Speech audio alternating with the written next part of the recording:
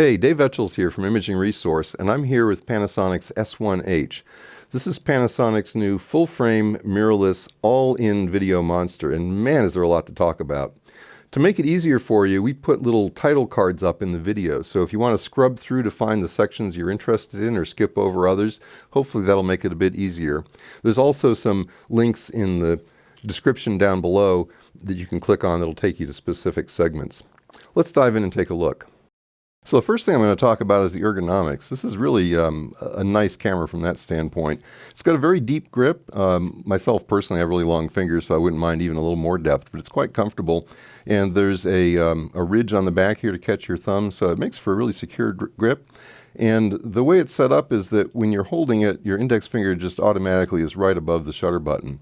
Now, another nice thing is that these three buttons across the top here for white balance, ISO, and EV adjust, the middle one, ISO, has a couple little bumps on it, little nubs, and that's great because you can tell exactly what button your finger's on. It's often a problem, for me at least, with cameras. And then the record button is way back here, so there's no confusing it. It's a big button. You're not going to miss it.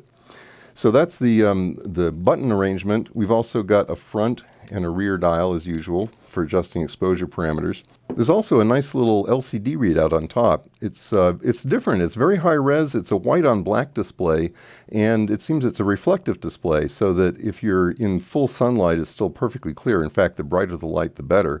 But there is also a backlight you can turn on just by toggling the power switch one more position. Also on the top, on the other side, we have the mode dial.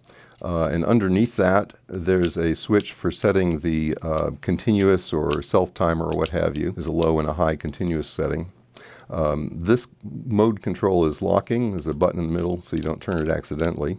On the side of the viewfinder, we've got a V mode button and also an LVF button to turn the LVF on or off or set it to eye detect. And then there's the standard diopter adjustment here to correct if you're nearsighted or farsighted. I myself am really nearsighted, and these things never have enough adjustment for me, but this one, it easily compensates for myself and goes quite a bit further too, so that's a nice feature. So another nice touch is the LCD on the back. It's a tilt swivel design, which we've seen originally on Canon cameras, and it seems to be common on a lot of models now. You can tilt it down so you can hold the camera over your head, or you can tilt it up for a low shot, or you can turn it all the way around to the front in kind of a selfie mode. The problem is if you've got cables over here, though, coming out of the HDMI and audio ports, it's going to get in the way. And so what they've done is given you another mode where you fold it back flat, and then there's a latch at the bottom that lets you tilt the whole thing up. So you can get the low-angle shots without needing to have that LCD kicked out to the side. I think that's a nice feature. And now, while we once got this open here, I want to call attention to another feature. Now, turning to the back of the camera, we've got a fairly standard arrangement of controls. There's an AF on button. We've got our single continuous or manual focus switch. There's a button in the center that lets you select the focus point. We have a joystick, but it's not just a standard 4-way. It's actually an 8-way joystick, which is very handy. You can move things in a diagonal direction as well. So that's a lot faster if you're trying to set your AF point to select it. You also can press that in as a confirmation button. We have a quick menu button here that's standard. It'll bring up a shortcut display on the back. Our standard menu/set button that brings up the menu system. And this is also, as usual, there's a ring around it to make selections, and then you've also got a 4-way push button function on it. And this, though, it will control the autofocus points the same as the joystick will, but this only moves in the 4 compass directions, up, down, left, right. There's a button to return from the current menu you're in. There's a display mode button that lets you select what's going to be displayed while you're recording, and then, of course, a trash button. So on the grip side of the camera, we have a memory card compartment, and in a change from the S1 and S1R, we have 2 SD card slots. Both of them are UHS 2. The S1 and S1R had an XQD card as one of the slots, but Panasonic decided that the convenience factor was much better having 2 cards of the same type, and also apparently the UHS 2 is plenty fast enough to record even its high bitrate video. On the left side of the camera, we have a jack for wired remote control. We also have jacks for a mic and a headphone, and also a USB jack, which is for powering the camera and also charging the batteries. It's USB-C. and then very nicely a full-size HDMI port. So on the bottom of the camera we have obviously a battery compartment, and it's the same battery as is used in the S1 and S1R. It's a pretty high capacity, 3,000 milliampere hours, 23 watt hours. And then there's a little flap here with a pattern of connectors underneath it that's used with the battery grip that you can also get to go with the camera. Looking at the front of the camera, we've got the standard 2 function buttons over here, but another nice ergonomic detail. This one on the bottom is concave on top, this one's convex, so you immediately can tell which one your finger's on. Got the lens release button down here, and then there's another record button here. It's kind of funny. We asked Panasonic why they put one there, and they said, well, we had some room, so I guess it's convenient sometimes, depending on the rig you're in. And this, of course, is the standard L-mount camera lens mount. It's a partnership between Leica, Sigma, and Panasonic. And I'll go ahead and put a lens on here just so we have one for looking at the other functions. And so here's kind of a cool feature. It's a tally light. Notice if I start recording video, you get a little LED lit up on the front of the camera. This is great. I mean, I can tell you, being in front of the camera, knowing when the camera is actually on is a big plus. And there's also the tally light that appears on the back as well, so the operator can see it. So that's just it's a minor feature, but it's a nice touch for video shooting. You see this grill of holes along here, and there's some on this side as well. So basically, the camera is a sealed unit from here on forward, but there's a gap in here with some heatsink fins and a very small fan that'll draw air through. So basically you can record indefinitely, even in very high temperatures, even if you're recording 4K 422 10-bit. And there's several different modes the fan can run in. It's very quiet in any of them. We haven't really found it to run at all when we're just shooting around the office, but I'm sure if you're outside on a hot day, it could be an issue. And so the modes are, there's an Auto 1, which basically just runs the fan when it thinks it needs to. There's an Auto 2 that tries to leave the fan off as long as it can, or as much of the time as it can, and then it runs at a higher rate. You can also run it continuously at normal speed or continuously at slow speed. And as I said, it's quite quiet. It's possible if it was on normal speed and you were in a quiet environment using the built-in microphones, you might end up hearing it, but it's really quite quiet. And as I said, I don't think it's going to end up running very much in normal shooting.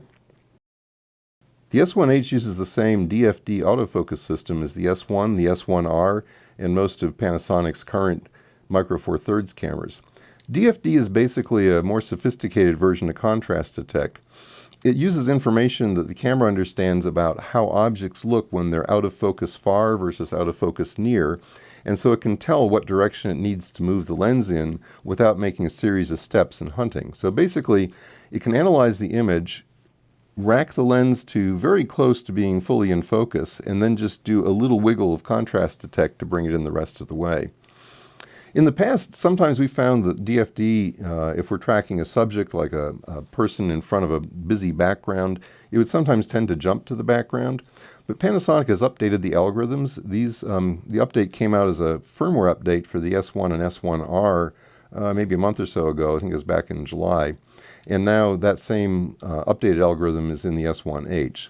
So we'll take a look and see how it is, but supposedly it's much better at discriminating distance.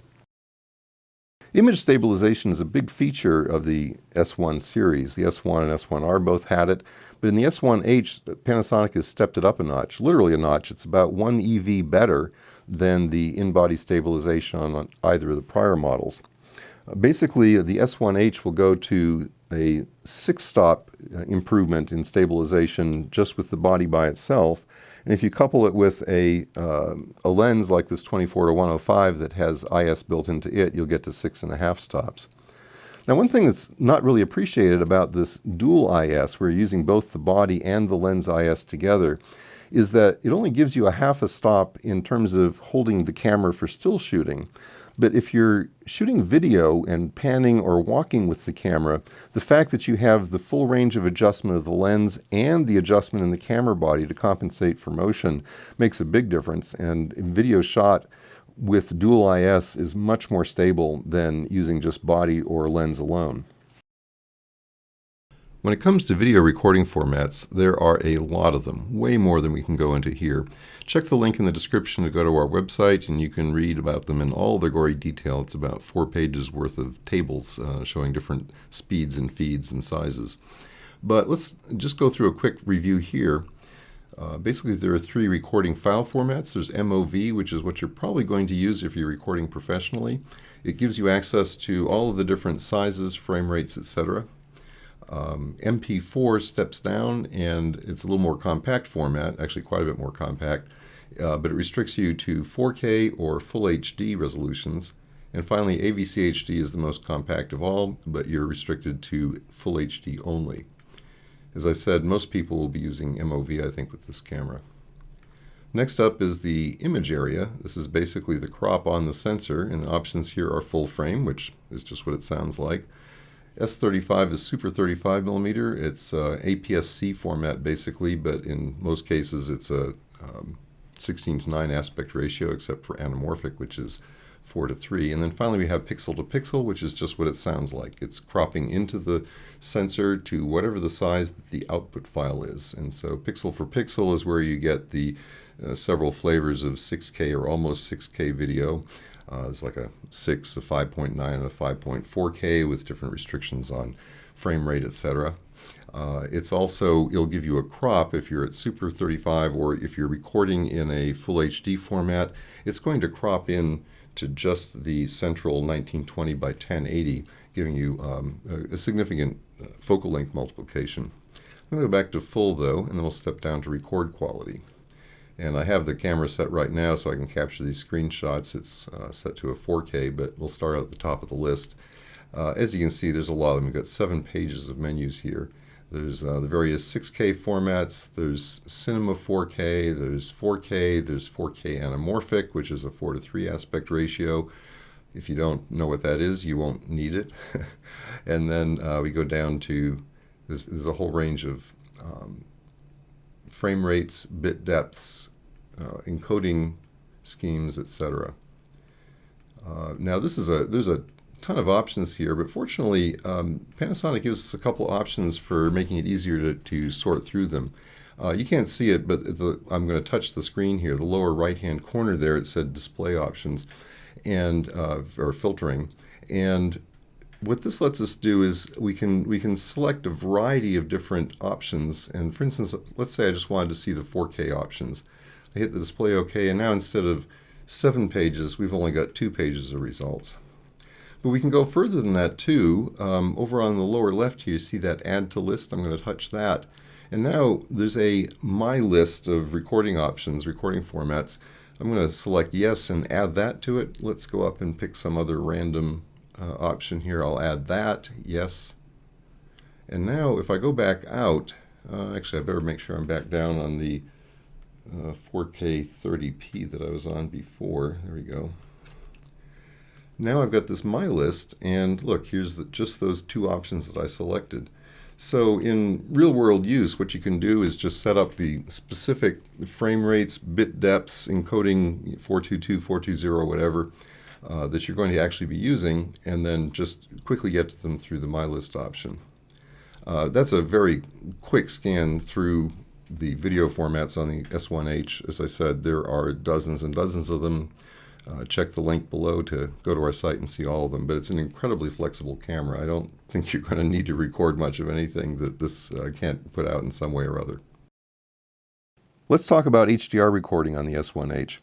HDR, high dynamic range, is recorded using hybrid log gamma. That's basically a format that was developed, or a tone curve that was developed jointly by the BBC and NHK in Japan. And it's compatible with SDR, standard dynamic range, ordinary television sets. But if you play it back on a high dynamic range set, you get a much extended highlight range.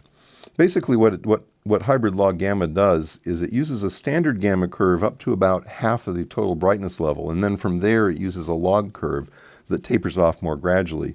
So you can retain a lot of highlight detail and get a lot more dynamic range in a shot without crushing your blacks and losing the shadow detail.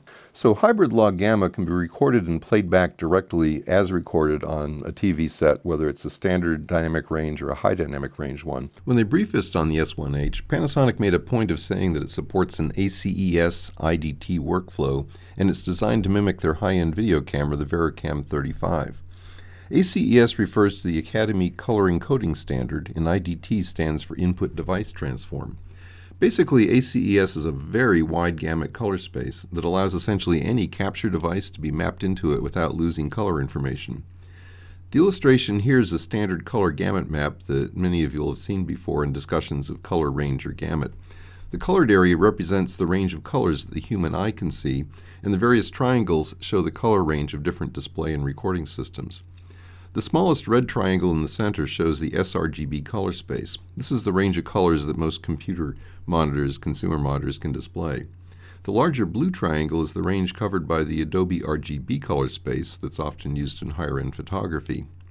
The green triangle shows the limits of DCI color space. It's a common standard for digital movie projectors. And finally, the huge red triangle that contains all of the others is the ACES color space. Any color in any of the other color spaces and all the colors the human eye can recognize can be represented in the ACES space. In an ACES IDT workflow, you can apply an input device transform to the color information from any capture device to convert it into the larger ACES color space based on the absolute color values. This makes it easy to mix footage from different cameras and to be able to color grade them together. Beyond just offering support for an ACES workflow, though, the Panasonic S1H is also designed to mimic the high-end VariCam 35, so it should be easy to add it as a second or third or fourth camera on productions using the VariCam. Of course, the Panasonic S1H also supports vlog recording. This is a very flat, low-contrast tone curve that lets you take full advantage of the S1H's incredible 14-plus stops of dynamic range. Log footage looks very flat and dull, though, so it can be hard to get an idea what the final graded video will look like. To make it easier to tell what's going on in your shots, the S1H lets you load a tone curve that it will apply to the monitor output during recording. You can choose to apply it to the rear panel LCD, the HDMI output, or both. You can also apply a tone curve to help fit the HDR or hybrid log gamma brightness range into what the rear LCD or your HDMI monitor can display. The HLG View Assist function does its best to map the display to a Rec. 709 standard with modes that will prioritize either the overall brightness or the brightness of highlights. There's also a de-squeeze option to show anamorphic video in its true aspect ratio, but it wasn't enabled in the beta firmware on this sample of the camera. Panasonic, with their cameras, they talk about the number of stops below midtone and the number of stops above, and it's really the stops above midtone that make the difference between the different cameras. For instance, all of their cameras from midtone, basically 18% gray, down to the darkest shadow where they can actually see the difference between that and something slightly darker, that's about 8 stops of dynamic range. On the other side of that, going from midtone up to highlights, the GH and GH5S, for instance, they can record about 4 additional stops for a total of 12 overall. Higher-end cameras like Panasonic's EVA1 can record 6 stops above the midtone range, so that's 14 total. And the VariCam, which is a very high-end video recorder, can record 6+ stops, a little bit more than 6, so 14+ stops. And that's actually what the S1H can do also. It's got 8 stops below midtone and 6+ stops above midtone, so 14+ dynamic range overall. That's a huge range, gives you a lot of control and a lot of options in post. A key feature of the S1H is its dual native ISO image sensor.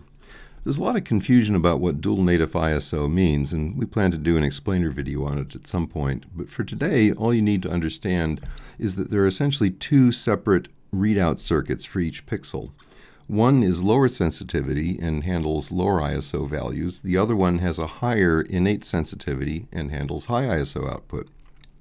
The key is that this sensitivity switch happens before you get to the gain amplifier that takes the signal out to the digitizer.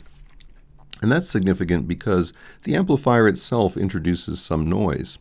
And so normally, if it's just a single ISO circuit, you get higher ISOs by turning up the gain on the amplifier. It's like turning up the volume on an audio amp. And the thing is that increases the noise in the signal. On the other hand, if you have a dual native and a higher sensitivity readout circuit, you don't have to crank the gain up as much, and so you get much cleaner high ISO video. In the case of the S1H, this switch happens at ISO 4000. The illustration that's underneath this audio is actually from the GH5S, which has a different circuit. But in the S1H, basically ISO values 4000 and above uses the higher sensitivity readout. So that, as long as it was, is actually a brief look at Panasonic's S1H. There is a ton of stuff inside this camera, and there's a lot of settings and options we haven't gotten to. You can check our review in the description below. We have a link, and we'll be going into more detail and linking to other content. But if you're a serious cinematographer or videographer, this is really a camera to take a look at.